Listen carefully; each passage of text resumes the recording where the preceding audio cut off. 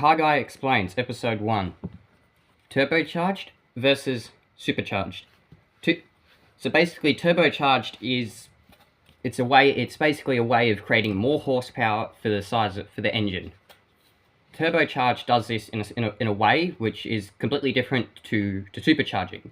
Turbocharging is it's basically a snail-like shape. It's got like a circular bit and then a straight bit. So if you can imagine it, it's sort of like having a circle, and then it's got like a pipe coming off of it. So, well, it's basically the shape of a P, but it's rotated. And you'll have two of these P shapes.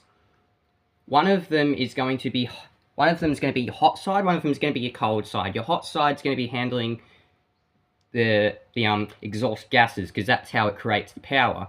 The other side is going to be your cold side, or your intake side, taking in air, compressing it, sending it to the intake. The only downside to turbocharging is that it's not instant it's not instant. It builds over time. So it'll be like, I'm exaggerating this here basically. So it'll be basically enough. So you'll have this as idle. Have this part. We'll have about here is like red line. It'll basically be like nothing. About here it starts powering on. More boost until you get to about red line, and you've bloody maxed it out. That's basically turbocharged. The good part about it is the sound.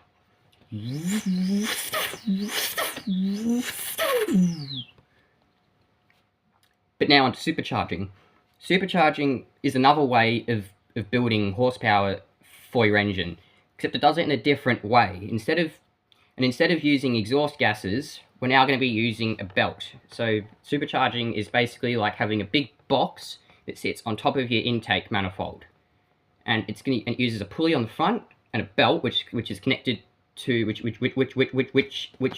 is connected to the crankshaft. So I have like a special belt, so to go around it to the crankshaft, so it spins at a similar speed to the crankshaft, depending on the size of the pulley. And if you've ever ridden a bicycle before, there's a such thing as ratio. So if we have a very small pulley on our supercharger, we have a massive pulley on our crankshaft. The crankshaft is going to be spinning more. The supercharger is going to be spinning faster than the engine, but the engine needs to create a lot of torque to get that pulley to spin. Because as I said before, if you've ever ridden a bicycle before, if you take off in that high gear, you need to really push it. So you need to find. So if you're going to try and build your own, try and find that right spot for it.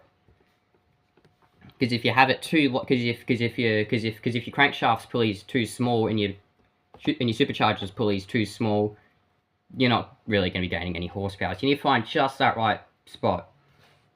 The upsides to a supercharger, it's instant power from when you start the engine, and the downsides is it's like a parasite.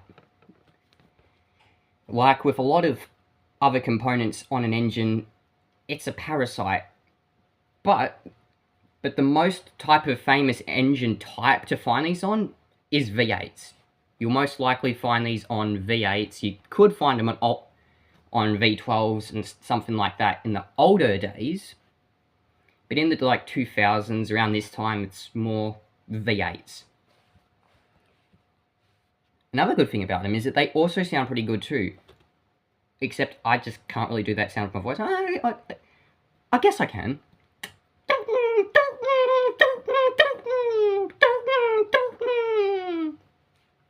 But yeah, that's basically turbocharged versus supercharged. Which one's better? I'd have to say turbocharged, because it can just feel better when your heart's thumping and you're just like, oh, come on, where is it? Oh, there we go, it's on now. But supercharged, you just can't feel it. But yeah, that's basically it. See you next time.